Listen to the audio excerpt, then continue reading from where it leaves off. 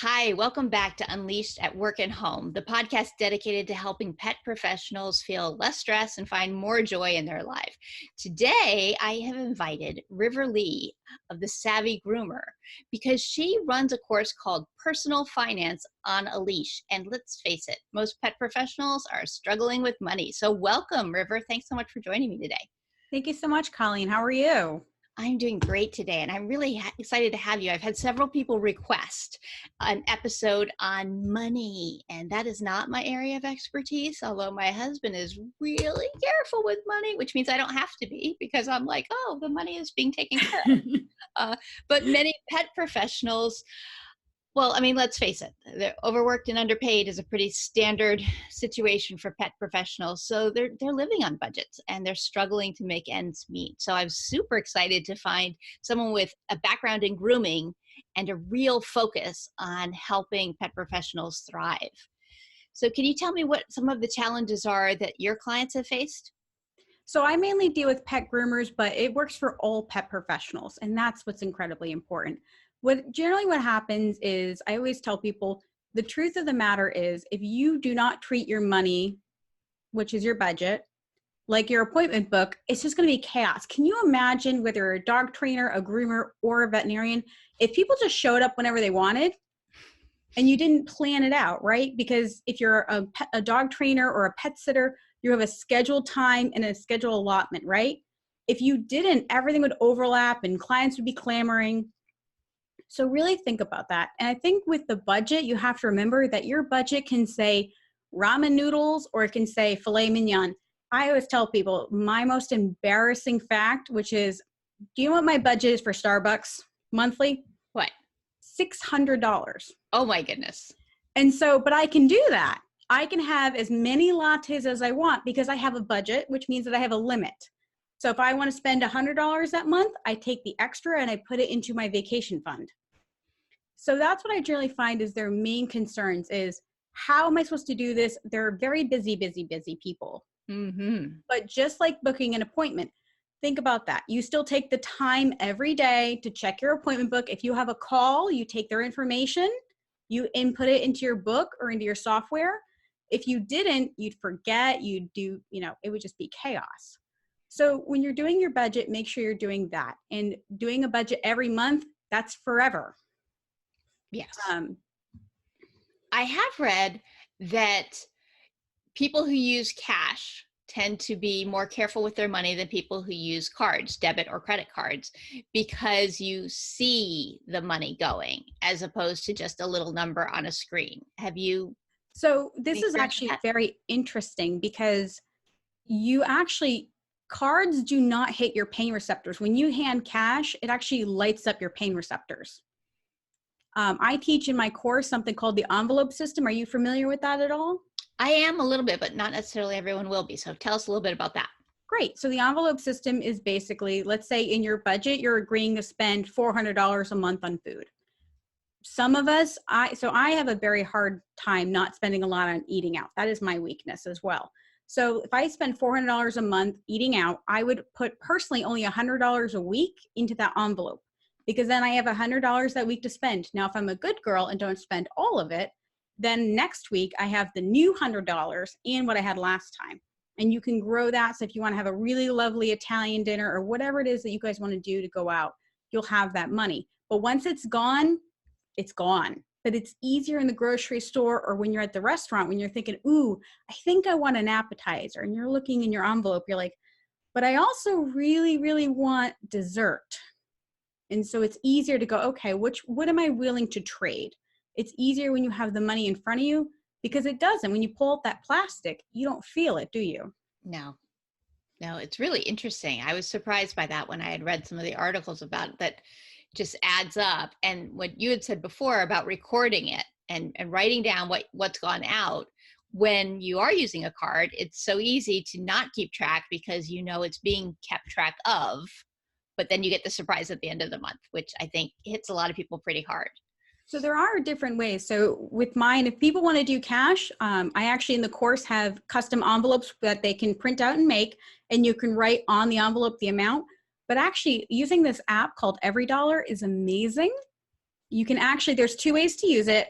You can use it free, where you can actually pull it up and go ahead, and as you're like at the pump station, you're at the gas station, you actually put it in, say, okay, I'm spending $15 in the category, which you've already allotted for. I already gave $200 allotted, and you can go ahead and input that amount of money right into it. The other thing is, for a small upgrade charge, it'll actually link to your bank account, so you can just grab it and slide it. And this is really great for people that want to do this for their business side, because then you're not, using your business as your personal piggy bank, because you have two budgets. And therefore, when you're using your business card, you can link it right to there, and you can just bloop, pop it over. So I have two logins. I have a login for my business, and I have a login for personal. And that's what I do, because I'm mobile. I'm a mobile CAC roomer. It's very difficult when you're on the road and you're trying to rush your next appointment. You're at the, diesel system. Sometimes I just don't have time. But I know it's in there, and I can just pop it over. That is awesome. I will link to that in the show notes so that people can find that. That's a very helpful thing. And I'm not familiar with EveryDollar app. So how do you help people feel like they can live on a tight budget without totally sacrificing and never having any fun again, and it's all just awful and draining and sad? Well, I want to say first that we have to decide what we want our wealth to be. And a wealth isn't always about money. It's about life. Sometimes it's about freedom. Decide what it is that ultimately you want in your life. And being a pet professional doesn't mean you have to be broke, right? That's not true. Well, that's a surprise to many people. It is, but and that's the tough part. But one thing I want to remind people with the now is you need to have a plan on how you're going to get out. So yes, right now, let me give you the story of my salon. Pregnant, living in my car. I opened a shop up 4 days before my son was born. I had a full day Saturday, went to Labor Sunday, had him on Tuesday, was back Saturday. Don't do that. That's bad, very bad, but we lived illegally in my shop for the first 6 months because we were so poor. We would make ketchup sandwiches, which is don't do either. That's very gross. But I had a plan. I wrote down how much money I would have to spend in order to be able to get out of that. And my goal was to buy a house in 5 years. And I did make that happen. And the things that got me through the ketchup sandwiches, which are not pleasant, is that I knew one day we would look back and be like, oh, thank God, it was all worth it. And so when you're on a tight budget, you can't just sit there and say, oh, this is how it is. This is my life. No, you don't have to do that. What you have to say is, okay, where do I want to be and how do I get there? And make sure what you want actually fits your lifestyle that you want. I'm mobile now. If you had told me I was going to be mobile, feeling exclusive, I would have told you that's nuts. I wanted the full-blown daycare, boarding, grooming facility, the vet in there. I wanted it all. But I also value travel. I value freedom and flexibility. I love being spontaneous. I'm that person that, hey, I don't have to work for the next 3 days. Let's take a flight down to Disney for a day.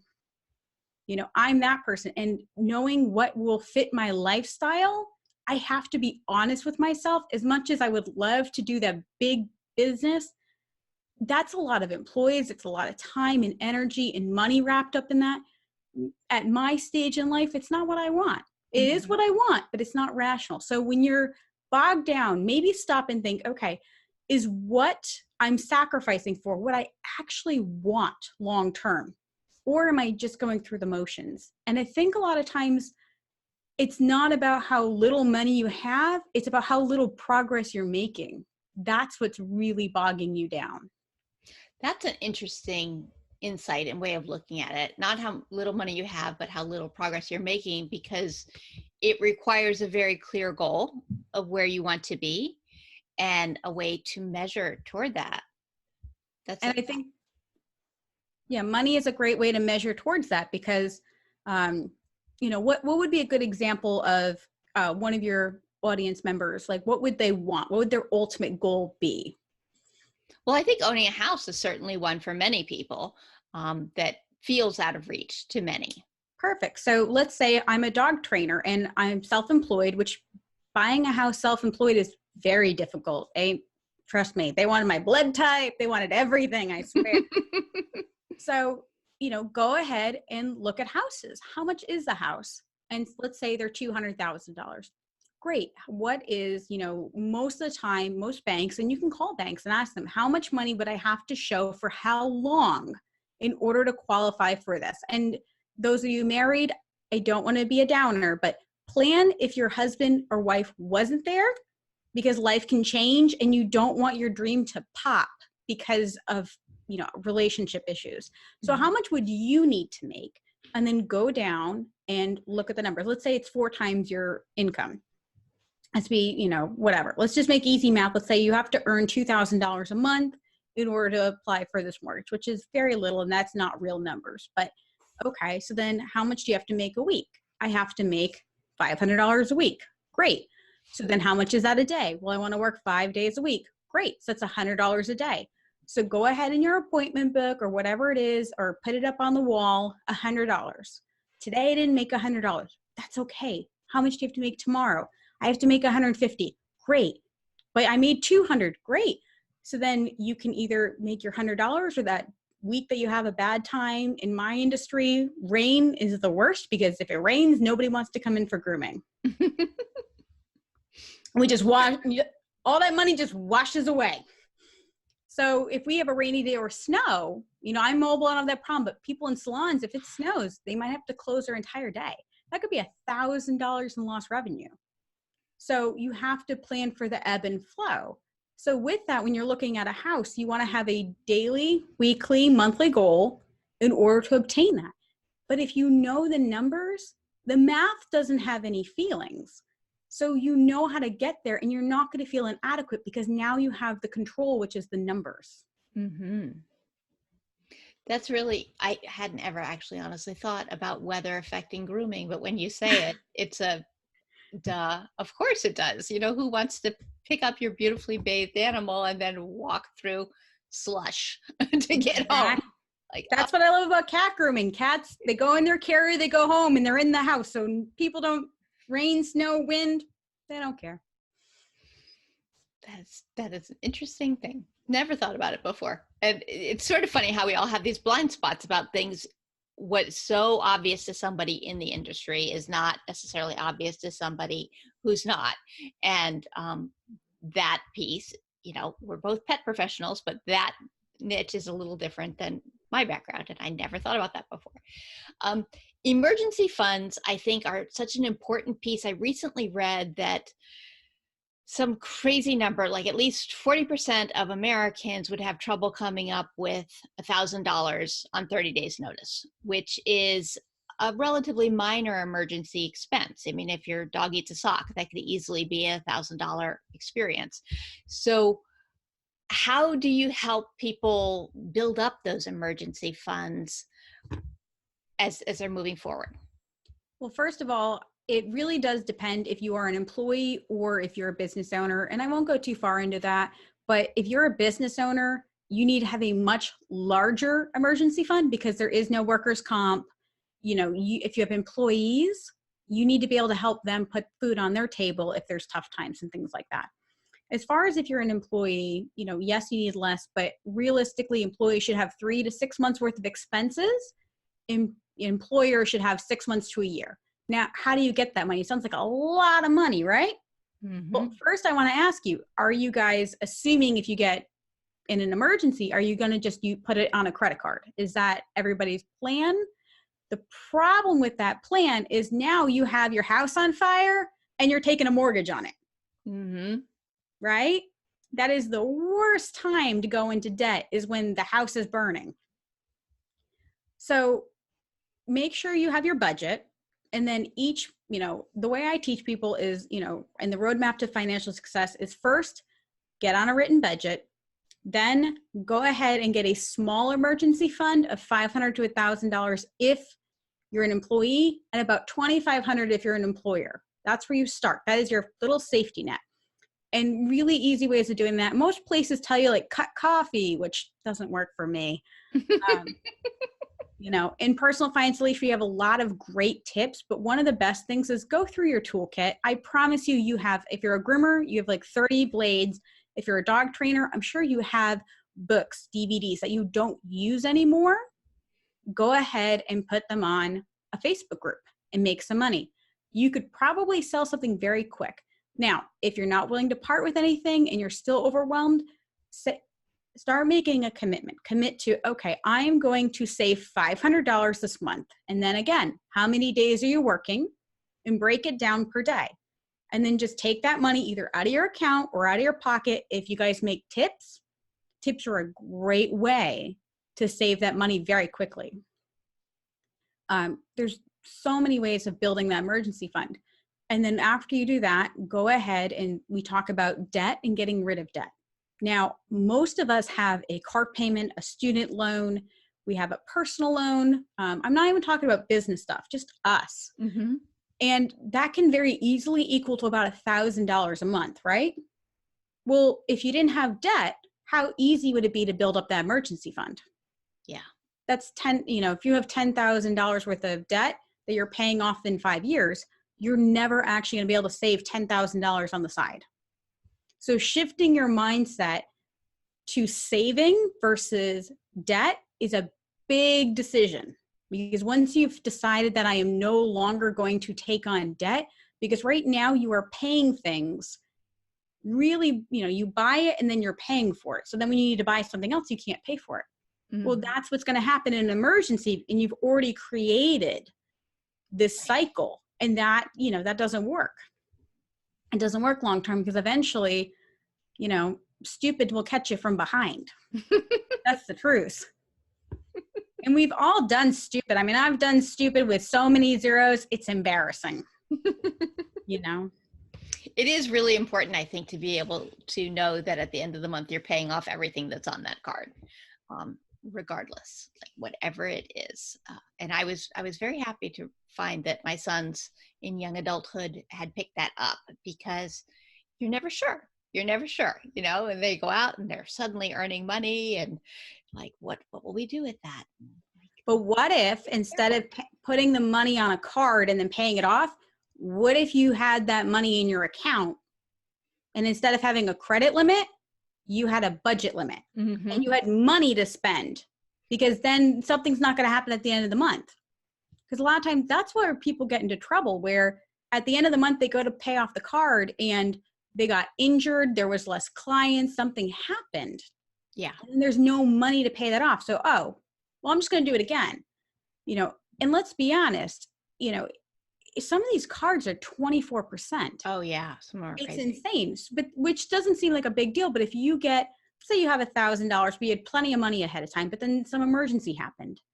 Well, now you're going to be paying 24% versus had you just said, okay, my limit, not my credit limit, but my budget limit for eating out is $200.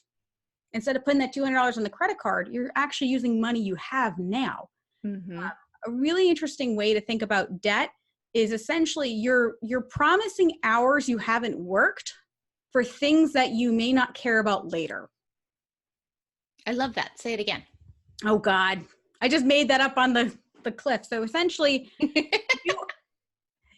what debt really is essentially is you are promising hours of work for things that you're probably not going to care about later. Because that's what you're promising. So if I spend $100, I charge $100 an hour grooming cats. That means that I am one more hour away from my family. Mm-hmm. However, if I already have that $100, I'm going to be more frugal with it, aren't I? Mm-hmm. And you don't have to be frugal necessarily. It's not about being cheap. You can be as posh as you want. But, and we all think about that, don't we? Don't we ever, in our industry, I'm like, oh yeah, that's like 4 cats whenever I talk about an item. But if you spend money, like when you're going out to eat, if you have the cash in hand, instead of going on your credit card, you're going to spend less. Mm-hmm. And knowing that I had to work long hours in order to buy this meal, you're going to appreciate it more. You're going to be maybe a little bit more careful about what you order and how often you go out. because again, the credit card doesn't feel real. Mm-hmm. And that's where people get into trouble with the credit cards, because they promise to pay them off, but it doesn't feel like they're missing anything. Right. Right. So obviously different people would have different categories within their budget, but are there certain categories that you recommend everyone look at as like the baseline, let's start here categories? Absolutely. So you would have housing and anything that would be as far as rent or mortgage, your utility bills, all of that. But also things like transportation, depending upon if you have a lease, a car payment, or if you have an outright car, those would be different. So if you have a car payment, obviously we want to pay that off as quickly as we can. So we might also have a secondary budget to pay that car note off faster. If you have a car outright, we would have what is called a sinking fund. What a sinking fund, for those of you guys don't know, is essentially it's a savings account designed for a certain purpose. So if you guys have ever been a member of an HOA, a lot of times they'll have a sinking fund for a new roof, because buying a new roof is very, very expensive. However, if you save up slowly over 20 years, it becomes a lot easier to manage. So if you guys own your car outright, or even I really suggest this when you pay your car off, start that sinking fund with the amount of money you used to pay in a car payment so you can buy your next car cash. Yes. And that changes your life, because if you have $450 a month, you can in 10 months buy a pretty decent car. Mm-hmm. And if you want a nicer car, that's fine. You have that car for a year. Now you can buy a $10,000 car. It adds up very quickly. Besides transportation, I suggest food. Again, because I eat out and that's my thing, I have two things. I have one for groceries and then one for eating out, because I would spend my entire grocery bill eating out. That is so, and you can make it either way. I can very easily put my grocery budget at $200 and then my eat out at $400. It doesn't matter, but you cap it. That's the biggest thing. And I can't dip into my grocery budget just to go out. Why? Because then there'll be no food in the house. Mm-hmm. Other basic things that you might want to think about are, depending upon your hobbies. Now, I'm not talking about hobbies that your business pays for, but let's say if you guys show dogs, that's a big common one. If you're showing dogs, you have to make sure that you have a budget. Why? Because you can easily go to a dog show and blow all of your money, not just any of it, like all of it. Like you never knew you needed this, so go ahead and say, okay, you can either make it a sinking fund, or if you go to shows every month, say, okay, my dog show budget's $500. And that's where a lot of times, if you guys want more money in that, that's where someone might say, you know what, maybe I'll see if I can take someone with me, or I can carpool. You get more creative with your budget when you know you have a max. So if your max 500 and you really want to go to the show, but you don't have enough money for the hotel room, well, maybe that's going to encourage you to reach out to your friends in order to say, hey, who wants to come split a room with me? Or who wants to carpool? Or, hey, if I bring your dogs, to your handler. No worries. So sorry. I'm just glad it wasn't me. I'm usually good about doing that, but I forgot. That's okay. Thank God we're all human, right? I know. Yeah, but that's mainly it. You could get more creative, and that's what's going to encourage us to do. When we have a limit, if we want to make that limit bigger, it gives us energy to be creative instead of just being like, oh, that stinks. Like, okay, if I have this much money, how can I extend this? Or how can I get creative? I'm not a big DIYer. I'm not. I just found out there were two kinds of screwdrivers. That's newsflash. Two kinds. There are two kinds. Actually, someone just told me there's even more, and I'm like, that's it. I'm done. Never, So, I know where somebody like, I won't buy IKEA furniture, not because I don't think it's nice, but because there's no hope of me putting it together. Mm-hmm. So if I have a furniture budget, that's not an option for me, but it might be for somebody else. So finding things like that. I think this is good too, because the framework you're offering here is very much unique for each person. It is about your own personal priorities and not the heavy weight of the shoulds. You should just stay home all the time. You should build your own furniture. You should, any of those pieces that are some of the messages that you hear when you're looking at making a change in some of these areas, and those feel heavy. They make people feel discouraged and beaten down before they even start. So when someone is ready to, sit down and take a hard look at this, what are some of the strategies you have to make that first budget easier, to just actually get something going? So one way is, of course, to sign up for Personal Finance on a Leash. It is a course. However, we go through, there's a lot of group, and while it's live, we do things weekly. We do an average of 1 to 3 Facebook Lives, and we talk about anything anyone's struggling with. And one of the first weeks that we do, we talk about, and I think we talked a little about this before, was how to create a positive association with a budget. And that's so important. If you have a dog that is afraid, do you sit there and beat them down? And, I don't even, I'm trying to not roll my eyes, but the people that do, and we don't like them, that, when a dog is shaking and terrified, you've kind of got to say, okay, you've got to create an area where it's going to be comfortable. So strategies that I personally use in my life to find a way to make your budget easier. So I'm very smell oriented. And I love the smell of pies and cupcakes. Like, it just makes me feel like my grandmother's here. And so I will light a vanilla candle when I'm ready to do my budget, because then it kind of takes me into that warm, comfy area in my mind. The other thing I do is I actually now have an electric blanket, but what I used to do is put my blanket in the dryer so I could just kind of wrap myself and be comfy. And I always remind myself to forgive myself if I don't do exactly what I'm supposed to do. I do agree that there are a lot of messages of very hard line. Mm-hmm. And maybe that works. If I was working a 9-to-5 office job that was very boring and mundane, no. My job, I've been peed on more times than I can count. Mm-hmm. It's such a glamorous profession. It really is. We get bitten. We have long hours. We have hair in our eyes. We have to deal with clients that we love, but they just don't get it. So it's emotionally difficult, physically difficult. You can't punish yourself with your finances.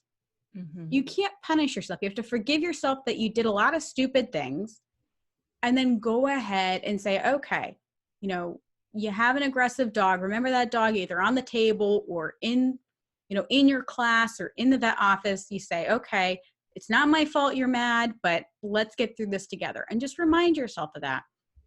So, in the course, we have these great budget forms. You can find lots of different budget forms anywhere online. I generally tell people to start by writing, because most of us can get things out. Like, you write lists for a reason. Mm-hmm. Pen and paper is very healing. And if you don't know how much you have in debt, it's okay. Just start going through it. And most of the time it's generally not as bad as people think it is.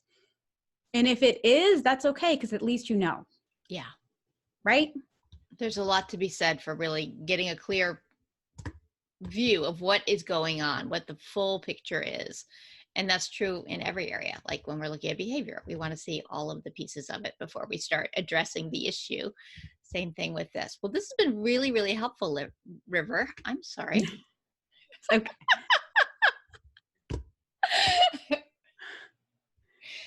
I'm sure no one calls you Liver. That's really that would be, you know what though? I mean, that'd be a great nickname for dog training though, right? I mean, the dogs would all love me. It'd be fantastic. So if people wanted to learn more about you and your work, how could they do that? They could go to my website, which is Savvy, SAVVY, groomer.com. That's the best way to catch me. I do my Grow Wealthy Grooming, which is also easy for other pet professionals to watch. And that is on Mondays at 7 p.m. Eastern Standard Time. That is on YouTube, which you will find the link right on my website. Lots of great, oh my God, my brain just went, lots of great resources there. Awesome. I will link to that in the show notes as well. That will be great, so everyone can find it when they are looking for it. Thanks so much for coming on today. I really appreciate it. This was an important topic for us to cover.